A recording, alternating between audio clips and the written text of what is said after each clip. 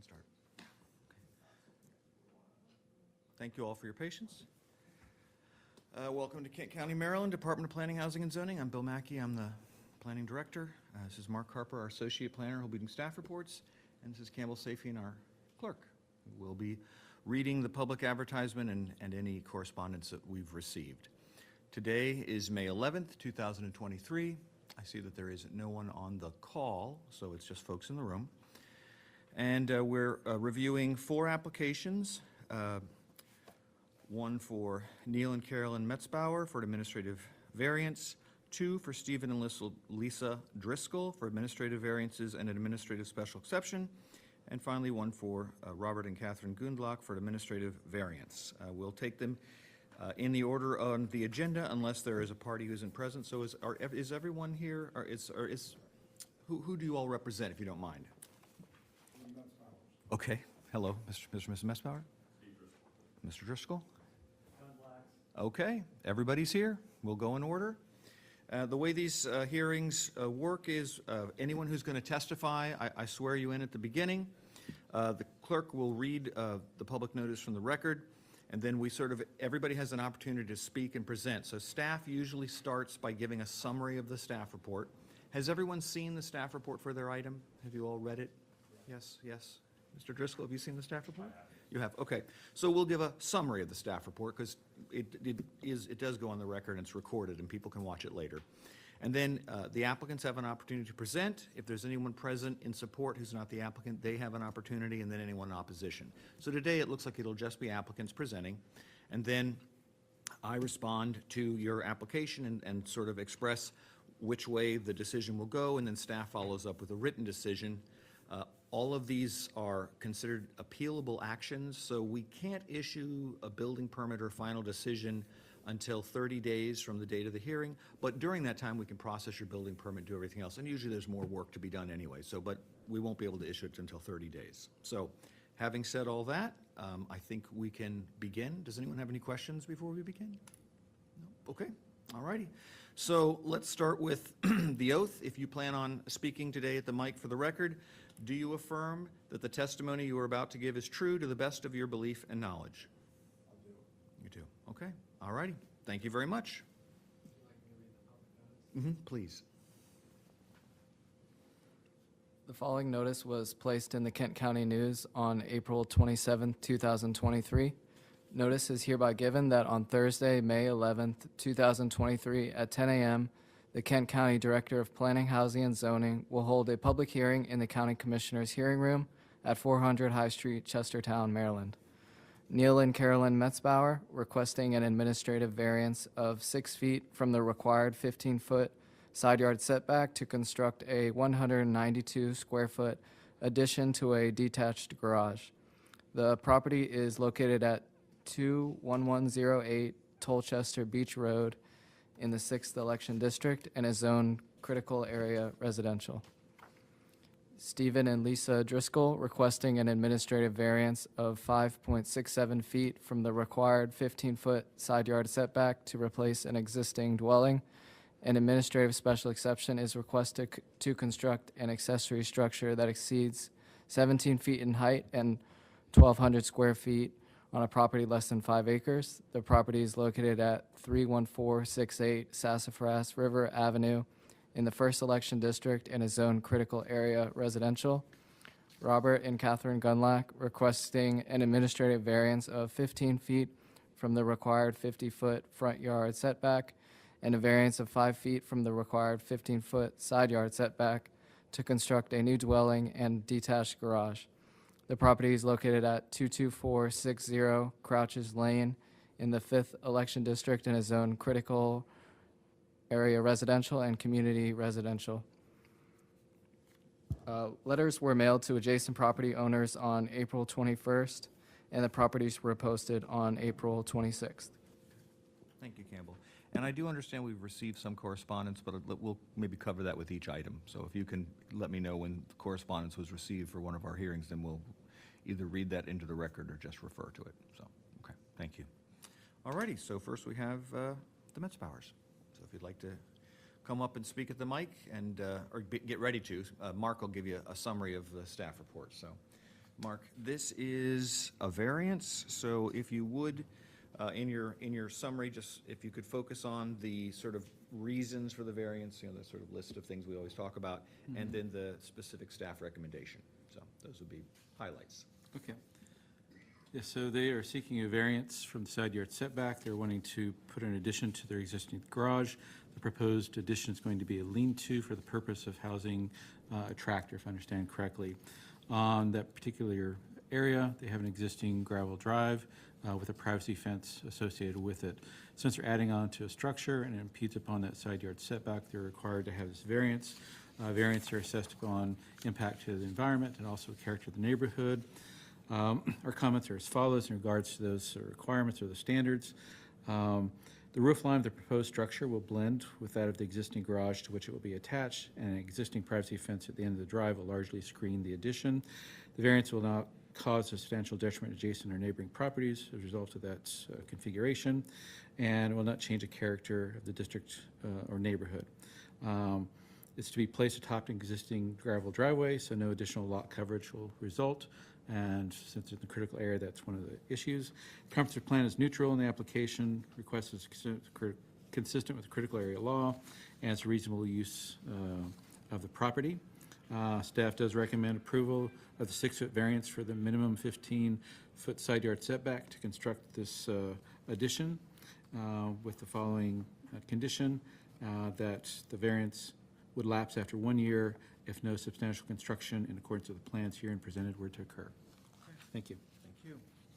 Mr. Messbauer, what would you like to say on behalf of your application? Well, I presently have what they call a garage in a box there. It's a metal frame with a canvas cover over it. Mm-hmm. And I purchased that when I purchased this tractor from John Deere. And with the weather of today, it didn't last too long. Within about 18 months, I had to replace it with the cost of $350. I figured if I had to do that every 18 months, I'd really be getting into it. Mm-hmm. This is still going to be inside of a fence. Right. And the fence was originally put up when I crabbed commercially to hide crab pots from the road.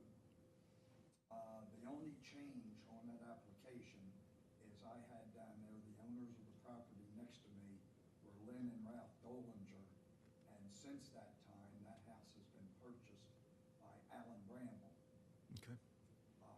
And I have gone over everything with him, and he is absolutely fine. Okay.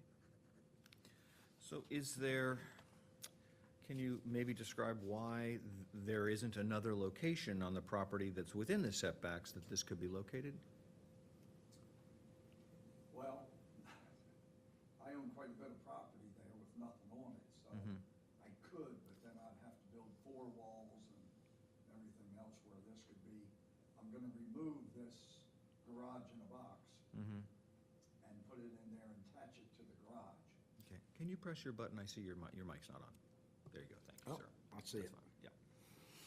So this is the most convenient place. It's inside of a fence, it's hidden from the road, and it would be much easier to attach it to this existing garage. I've got plans there. I've had Bobby Kelly draw these plans up. And rather than relocating it somewhere out in the yard and putting 4 walls up and just getting another shed, it would, I think it would look a lot better with the property than putting another building up somewhere.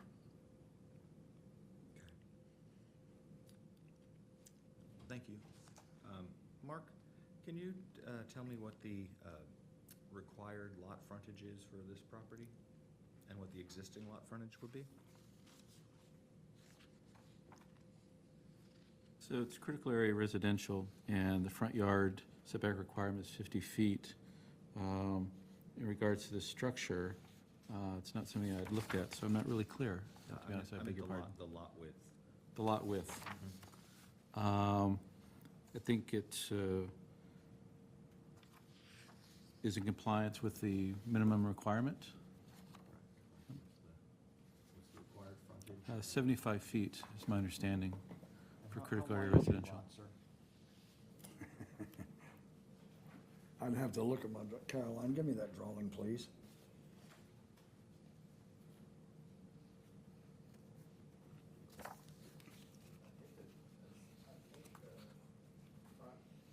Hundred and 50 feet. Okay. And what is your lot size? What's your acreage? It's 150 by one side, it's 410. It's a little under 1.5 acres. Yeah, it's approximately 410 on both sides. And 1.5 acres. A little, 1.44.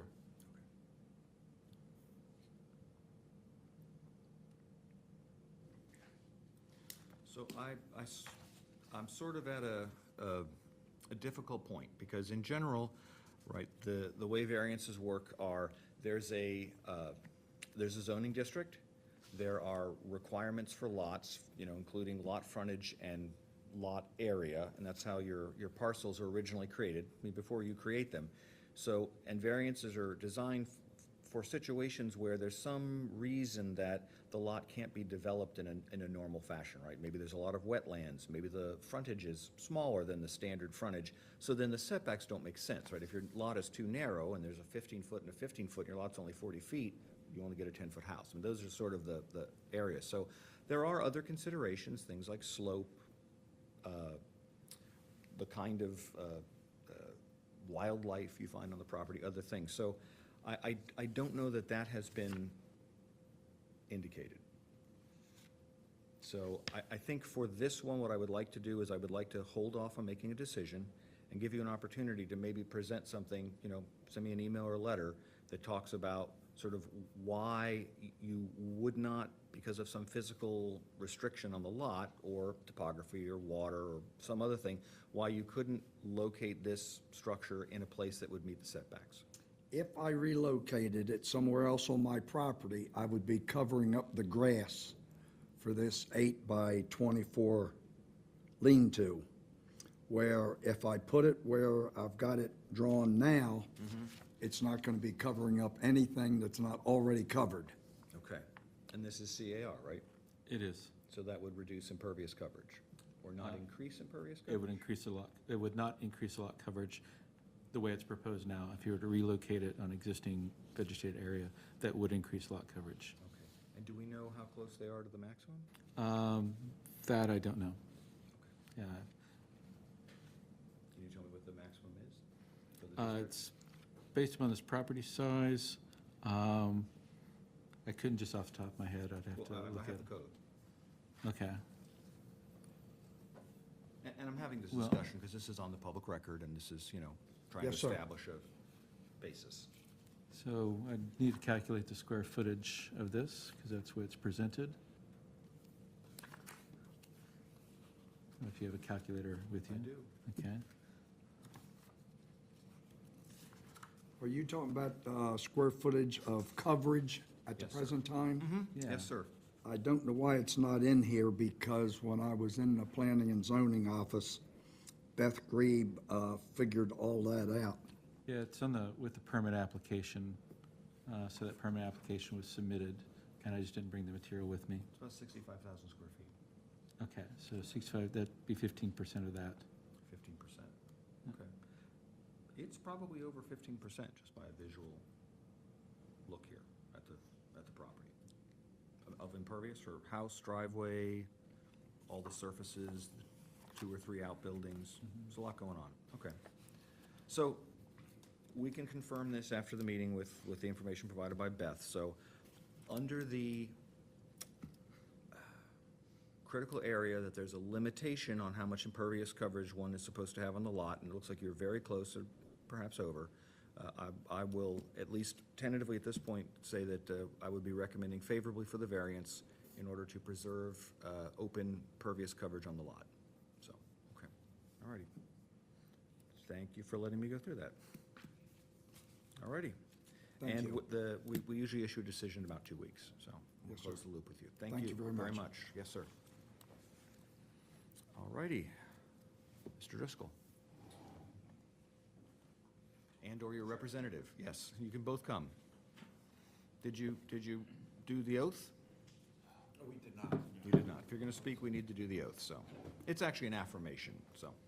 Do you affirm that the testimony you're about to give is true and to the best of your belief and knowledge? Yes, I do. Excellent, thank you. All righty. So, Mark, if you can give a overview of the staff report, which everyone has already read, and for the variance, focus on the reasons for the variance and your recommendation, and then the special exception, focus on, did they meet the criteria and your recommendation?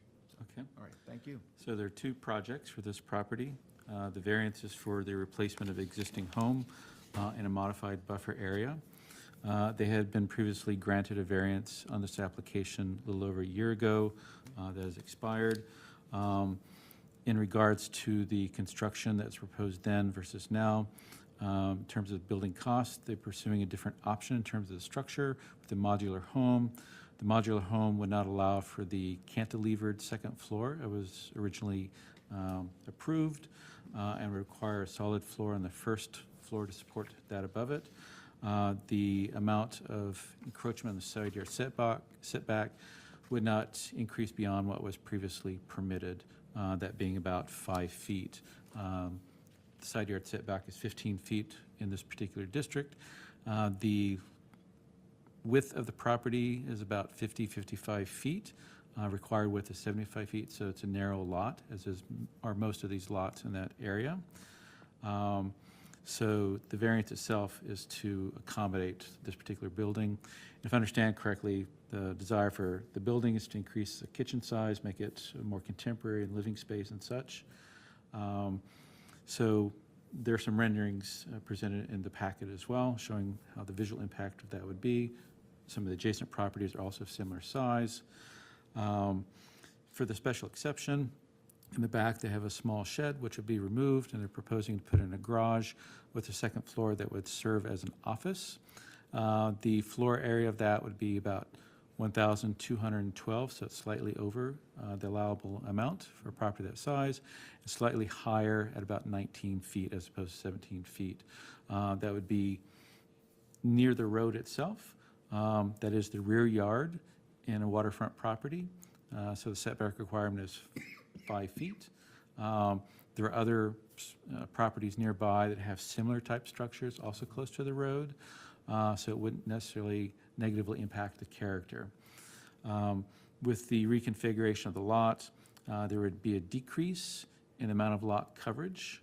And I did write down the amounts. I think it was 253 feet decrease in total lot coverage. The structure itself would be, meaning the principal structure would expand. That expansion would be 172 square feet, and this is allowable for existing structures and modified buffers. Any advancement or increase does require 3-to-1 mitigation, so that would need to be mitigated 3-to-1, that amount, which I've discussed with applicants and his architect. 2 trees are to be removed. Brian Foreman and I visited a couple days ago to assess the square footage of those trees. Yep. And so for the special exception, a forest clearing plan would need to be submitted and approved. We've discussed the square footage. The proposed landscaping plan originally presented exceeds what would ultimately be required. So we would finalize the amount, and they're, of course, welcome to plant more than what would be required. There is a septic system that's also to be addressed, which appears to at least be partially within the buffer. So in our discussion, you had mentioned about addressing this at a different kind of venue or different hearing, which I've discussed with the applicants as well. So we do have some recommendations for each of these projects. Some of them are very similar. For the special exception, Health Department has commented that the garage cannot have plumbing or conditioned air.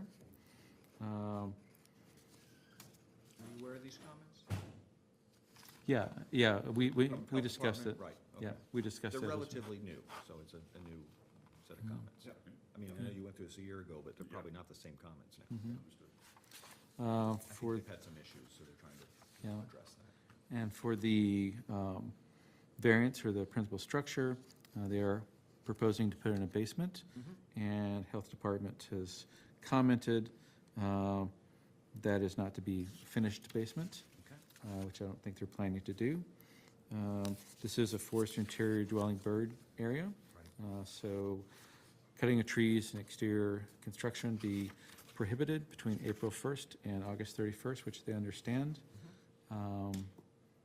Yep, those are recommendations approval of the variance and the special exception for 1 year if no construction were to occur. Okay, thank you very much, Mark. So I remember this application from a year ago, mostly because your drawings are very attractive, so. Thank you. Yeah. So, this is your opportunity to talk about your application. Anything you might want to add to the record? Okay. Want me to go? Okay. My name's John Hutchison. I'm an architect here in town, and this is Stephen Driscoll. So you do recall the original application a little more than a year ago. It's actually about 1.5 years ago at this point. And that original or that design at the time, the garage design really is pretty much unchanged, but the original house design was utilizing existing structure, and it took us, and we designed it in such a way that we were really trying very hard to maintain this house looking like a cottage still, and appropriate for the neighborhood, which is often not as easy as it sounds.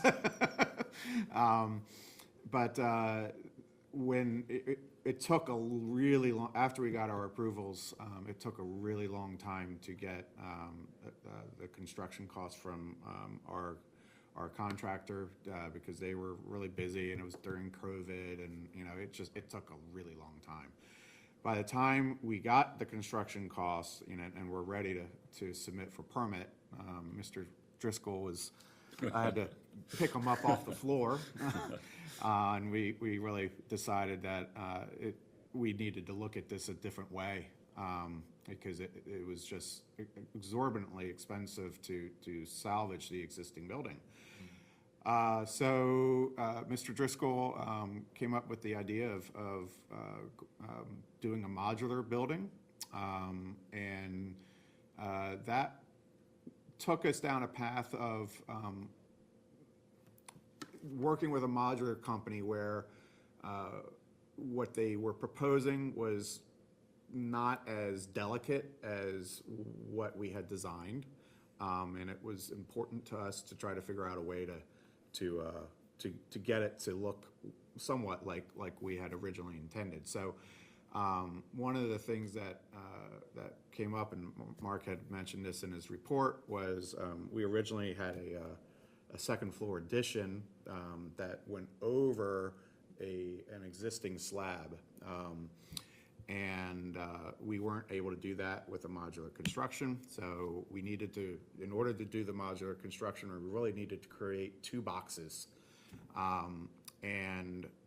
So then we started designing, all right, how do we do that and break up the massing a little bit to keep it delicate?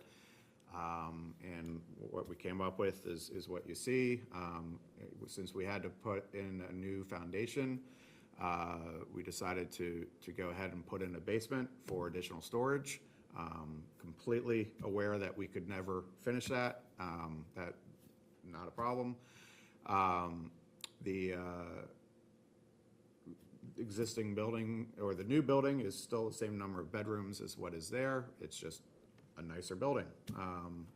The garage, as mentioned, is a garage, probably be a boat stored in there.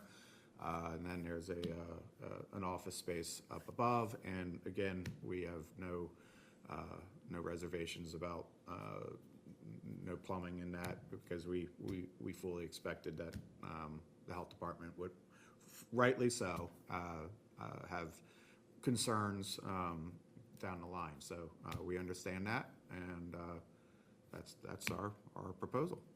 Oh, and we are just the same way as the original design, that the net in terms of impervious surface area is, we're actually gaining pervious surface as a result of this project, which also was not easy to do, but we always try to do that because we want to actually have something better than when we started.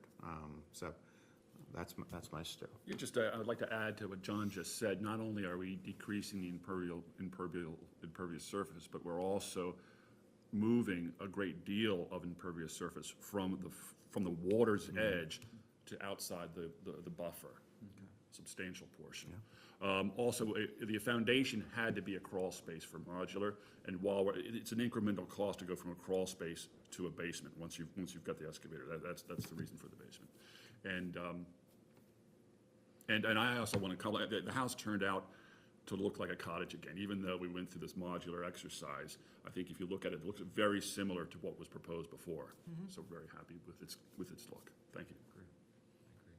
I would like to ask about finishes, because factory-built housing, is it going to be clapboard siding? What is traditional material? What's the finish on the building going to be? A final decision hasn't been made on that right now.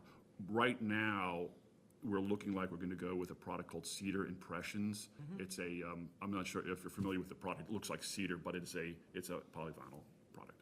Okay. I mean, I'm not familiar with that exact product, but certainly, there's plenty of products in that range, all kind of cementitious, Yeah, the Cedar lookalikes. Cedar Impressions is a very convincing vinyl siding, actually, where you don't see the seams, and it's a very has a big shadow line, and they have a variation in both in height and size in the shakes, the simulated shakes. It's a really wonderful system, but also cost effective. Roughly how far apart is the repeat In terms of pattern? the pattern, so we're looking at 8 inches, 8 by 8. Is the shake, but then Right, in terms of it. Right, how many it times does really, that kind of happen? It's, They have different products on that, and I think some come in some come with like two shakes, 2 rows of shakes, and I think they're about, I would say, maybe That's a 5. 4-foot panel. Yeah, okay, Yeah. okay. Yeah. And what's your facade roughly, width-wise? The width of your facade? Let me pull that up. So the facade that faces the building, or the road, is 16 feet 8. That's the one volume. The volume facing the river is 22 feet 2 inches. Right. Well, the Riverside's got a lot going on. I mean, you got a porch, windows, there's gonna be a lot of break-ons, but yeah, so there's really only a single repeat for the street side.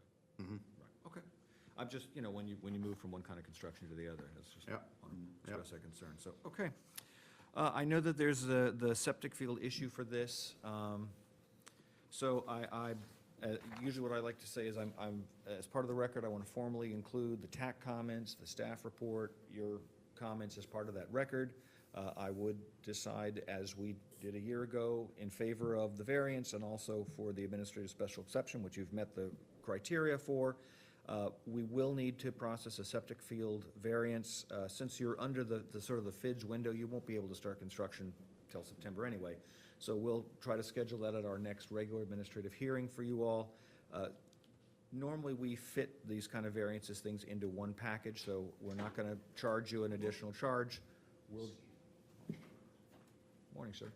We'll fit that within the charge you've already given the county, and we'll just pay for the advertising for the ad with the rest, the group, whatever the next group is. We'll just add that septic field ad that you devise, and then we'll do this again on that one issue. So, like I've said before, this is appealable, so the decision, you receive a written copy in maybe 2 weeks usually. It's, today is the day we start the countdown to 30 days, and then it's effective. Since you won't be able to start till September, that's probably a moot point anyway, but, so I have to say, just as a side note, I was impressed last time by this project. It's a very attractive building. I think it is a good fit for the existing neighborhood, and I think you've done a good job. I'm glad you found a way to make it affordable, and, you know, do hope that you sort of stick to traditional appearing materials, so, Yeah, that's Excellent. certainly the intent.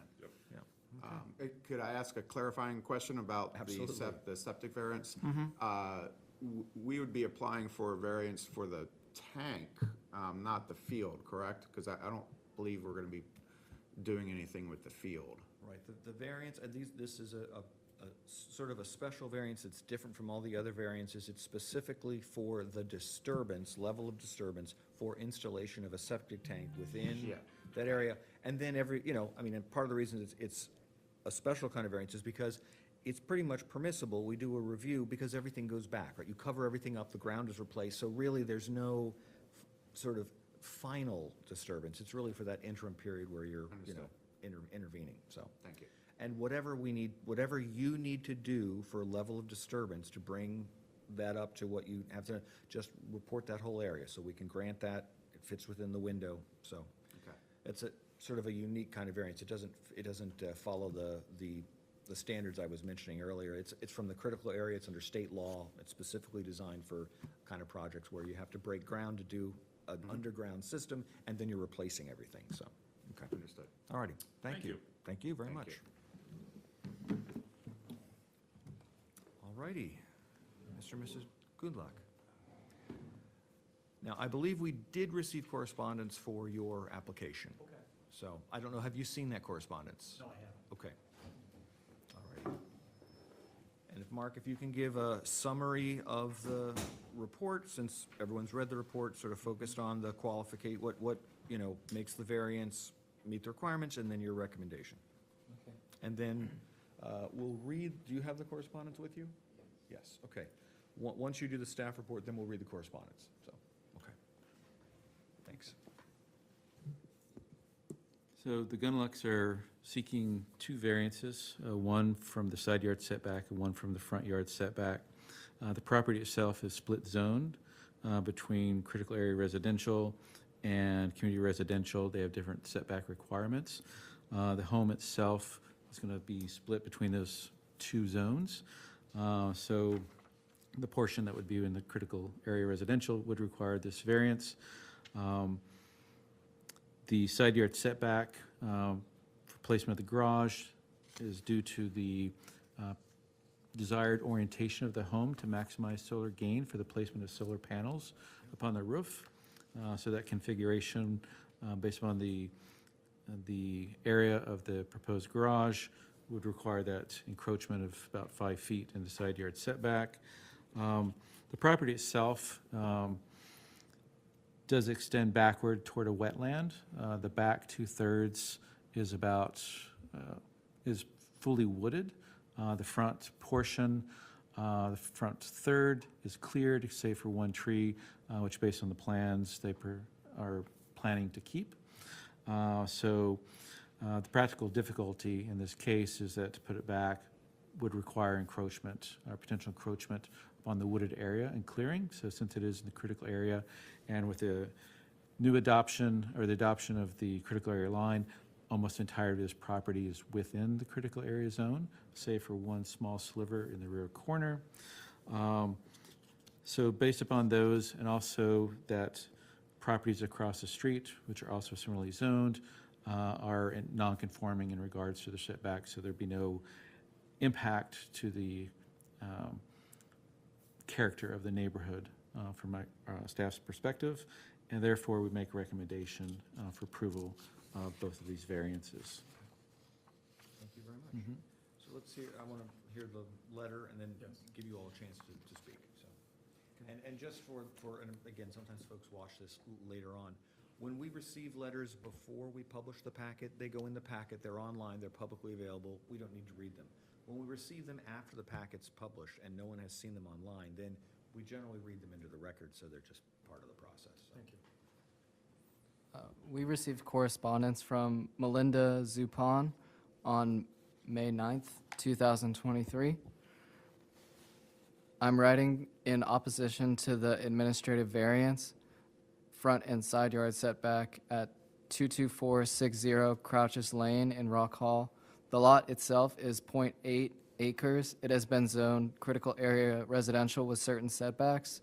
The lot is currently overgrown with vegetation and full of wildlife. Removal of the vegetation will impact flooding and wildlife. Sometime in the 1990s or so, the county put in a ditch between that lot and my lot, and it has not been maintained by the county. It is overgrown with grass and debris. Putting a 1,350 square foot house and a 20 by 24 foot detached garage and changing setbacks will put more water into the ditch, causing flooding, which flows to the back of the property and eventually out to Long Cove and Langford Creek. The clearing, grading, and disturbance of the lot will affect the ditch and water flow. How will runoff and storm water be managed as to not affect adjacent properties and runoff into Long Cove? I noticed no current survey of the property in the packet, so I've included mine, which shows the county ditch. The ditch is actually more on the other lot than mine. Changing the setbacks will place the garage close to the ditch. All but a very small portion of the property is zoned critical area. It changed a few years ago as a portion of my lower lot is in the critical area. I've included the screenshot of the critical area. Changing the setbacks and allowing building on the lot sets the precedence for the remaining 8 acres down Crouch Lane to be parceled off and do the same and make those buildable lots. This will cause lots of wildlife, flooding, and be detrimental to the area. Moving the setbacks also interferes with privacy by orienting the house to face south instead of the street like every house in the area. The new house's back will face directly into my backyard instead of the woods. Why should this be allowed to invade privacy just so solar panels can be used? I've included the view of my lot from one of my windows and a picture of the lot from Crouches Lane to the overgrown ditch to my property. Piney Neck is a small, relatively historic area with older homes and newer ones that match the historic feel. Steadily, Kent is losing its rural characteristics. A small home with a larger garage and solar panels will be out of place in a small area like Piney Neck and could devalue property values. Moving the setbacks also puts owners at risk. About 2 years ago, my neighbor's house that sits forward had a car crash into it. I've included the pictures. My neighbor never thought something like this could happen, but it did. This was a house built in the 1900s, but the 3 newer homes recently built in the area all adhere to the zoning setbacks. Again, setbacks are set for a reason. Why should they be allowed to change this, which could be dangerous, result in a loss of privacy and wildlife, and cause flooding? Sincerely, Melinda Zupon. And her address of record? Her address is 4959 Piney Neck Road, Rock Hall. Thank you. All righty. So I had read that before when we received it, but I did need to enter it into the record, so. Sir. Hi. Obviously, since that was dated May 9th, we did not see that or aware of that. Did you do the oath earlier? I think I they said wasn't I sure we were do. gonna, I don't, we could do that. Okay, I'm sorry. Do you affirm that the testimony you're about to give is true to the best of your knowledge and belief? I do. Thank you. All righty. Sorry about that. So I used to be a builder in another life. I'm aware of setbacks. The sewage, the sewer grinder pump standpipe has been there for a long time. No one really knows how long ago there was a structure. I did see it on a picture from the 1972 satellite pass, but it was super grainy. So it was, because of that and because of the various locations, the setbacks that you'd have for drilling a well, not trying to cut trees and stuff like that. I agreed with what the staff report said, was that this was a good orientation that prevented us from having to cut down trees and to go further, back into the wooded zone. It's roughly 1/3 cleared with the one tree which was shown in the bigger yellow kind of circle.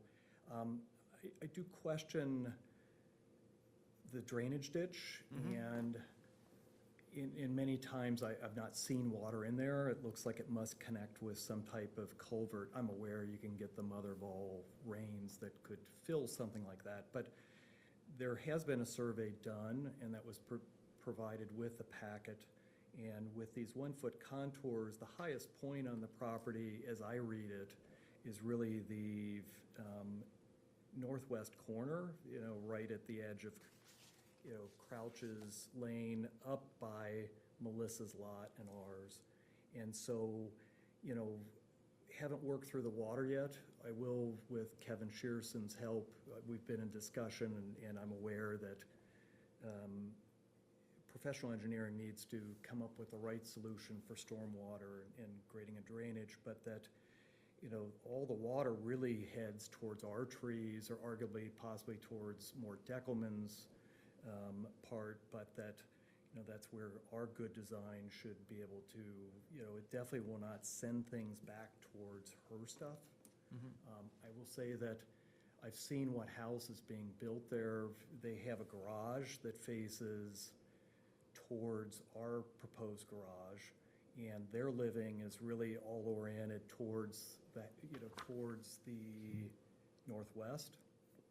And I'll just say that their lot was a strange lot. As I look at it with an existing house that, is very old, that's still being, as I'm told, maintained as is allowed to be left on that lot, plus then this new house that they built, that, it's, theirs is somewhat non-conforming too, but that I don't, yes, there's vegetation on the lot, and there's trees, but that, we're still keeping, this is a buildable lot. We're just trying to optimize things and have, really not start digging into the woods and cutting trees needlessly, and our water is not going ahead even towards the ditch. The ditch really seems to be for across the street and possibly some of her lot, but our lot can't drain in that ditch the way I see it from these contours that were done by Ron Schrader. Thank you. Appreciate that. If you wouldn't mind letting me know, where is your front door? The front door is really about at the corner. There's there's two rectangles. There's a good chance it may be modular. It doesn't have to be modular. Right. But that it's on the smaller module and it faces towards the garage. So it's, you'll be able to see it from the street, but it's right at that, it's within a foot of that intersection between the bigger module and the smaller module. I could come up and point that out to you, but if that's helpful. Nope, just trying to understand sort of what it might look like. So if that's the front of the house, is the south-facing shed roof, the long Right. open side that opens towards the tree, what side of the house is that? Is that the side? The south, yeah, so it's two shed roofs, and the two modules fit, butt up along about a 40-foot segment, and I can, Is it sort of like this? Is it like a clerestory sort of yeah, windows? so the one that says south-facing shed roof, it's the steeper pitch roof. It's a 4.5, 12 pitch. The other pitch is lower. They're both 8-foot walls, but because it's only about 2.5 to 12, the smaller module's roof comes in about 1.5 feet below the other shed. So the two sheds are in different angles, and there is a little bit of siding, connecting those as it goes up. But not a row of windows, just siding? No, exactly. I'm just trying to visualize the project. I mean, when you build it, you'll have to provide all those things, but at this stage, you don't have to provide those things. So it's helpful to understand the relationship with the street, what people experience. So they won't see the seam from the street, because the seam will be facing inward. Correct. Okay. Yeah, totally, that's, it. And there's, obviously with our trees and then her trees carry back, I don't know how far back their clearing is without going to the satellite imagery, but, you know, the part that says 1350 square feet ranch, that's going from left to right, a living room, a kitchen, and an eat-in, and those are facing either into our garage or into our woods. And, you know, when you stand out there and you know, even without the garage in its place, you really can't get an eye on anything other than their garage door. So, you know, their house is oriented really towards their older structure that's kept on their property, and there's bedrooms up above, but they're facing and away from us, and I get where it's good to not have master bedroom facing another master bedroom or something like that, where you're looking into each other's business. Okay. All right, well, thank you for the explanation, I appreciate that. And so the reason for the variance is preservation of trees, correct? That are on the site, part of the topography of the site. Okay. So let's talk about conditions. Would you be willing, if I placed a condition on the variance, that all trees must be preserved on the site? Are you comfortable with that? Yes. Okay. Sometimes you hire a builder and they have different plans, so I'd like to be able to, you know, it sounds like you're committed to doing that. I'd like to make that sort of formal. That's fine. And then my second request is, would you be willing to accept a condition that you would clean up and maintain the ditch? I don't know if it's our ditch. Well, It's right on the property line, apparently. So clean up, you know, I don't know what it means to clean up a ditch, if it means to maintain it and string trim it and all that type of stuff. As I understand, Mort Deckelman was mowing this property yearly, you know, and they'd come in and, you know, hog it out or whatever they called that. But in terms of, if it's just a matter of string trimming it, you know, that's something that, to control I don't agree with grass growing up high. It needs to be maintained, and, you know, to have a vision that it would be nice to have something that requires less maintenance than just, you know, Kentucky bluegrass that has to be mowed once a week or more often, but that, you know, it still, you know, needs to be, you know, a shorter height and appropriate for the neighborhood. When you build the house, you'll have to do stormwater management, and you'll have a professional doing that. So if maybe they could take a look at it. Yes. And give you advice about what's the proper way to maintain it, you know, it might even be wildflowers, I don't know, but just that it's not Right, yeah, forgotten.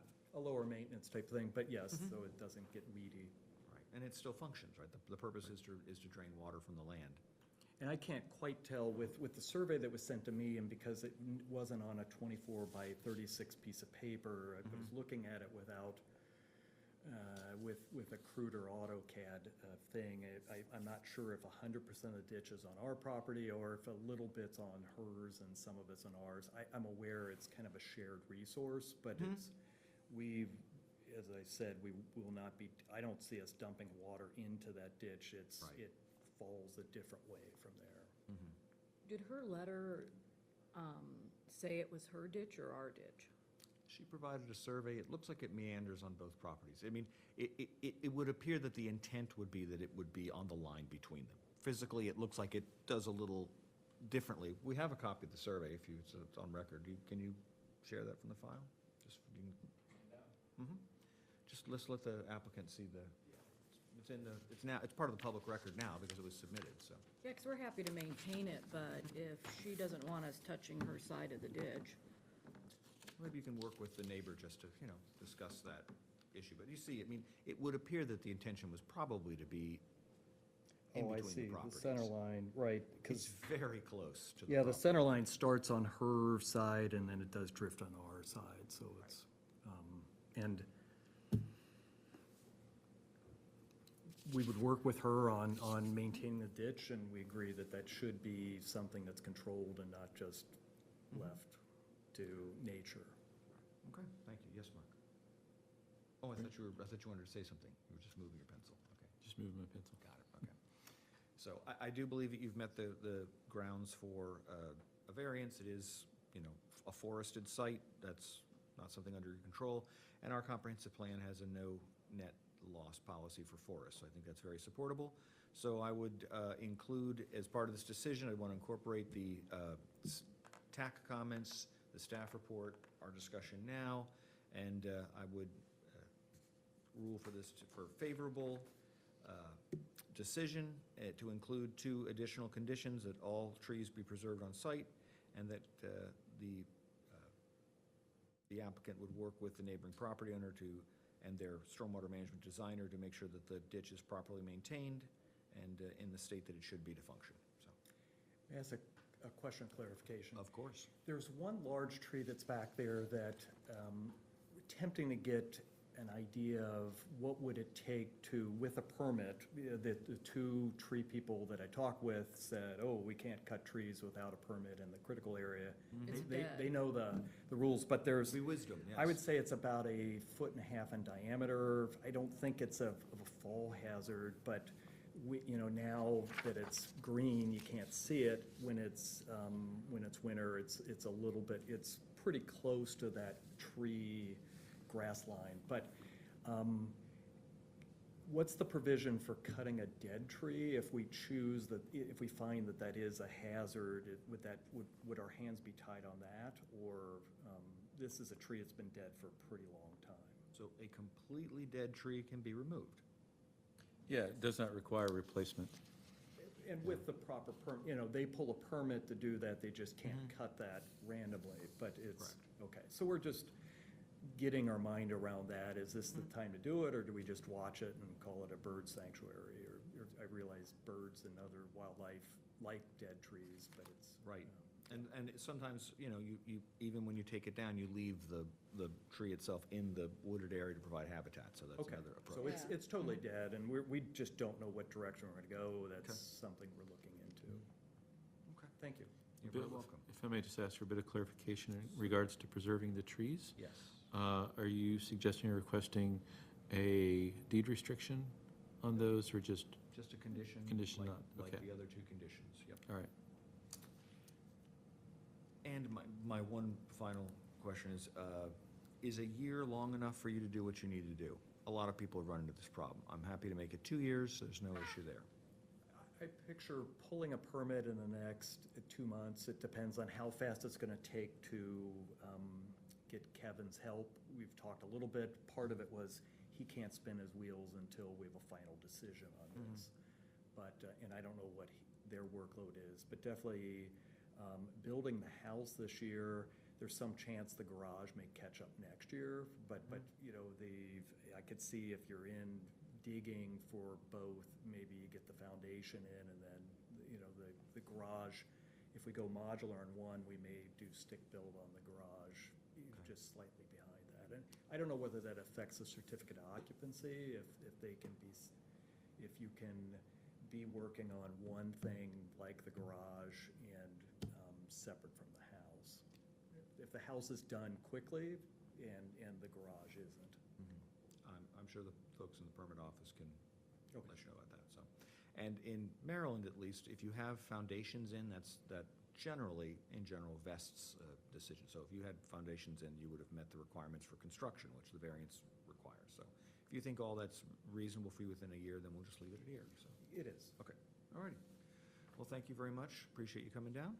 And like I've said before, today, this is the date of the decision. So the decision's made today. We'll have a follow-up document that you receive in a couple of weeks. We can't issue any building permits for 30 days, but I don't think you're going to be I'm aware of bumping up against that. Yeah, okay. Great, thank you. All righty, thank you very much.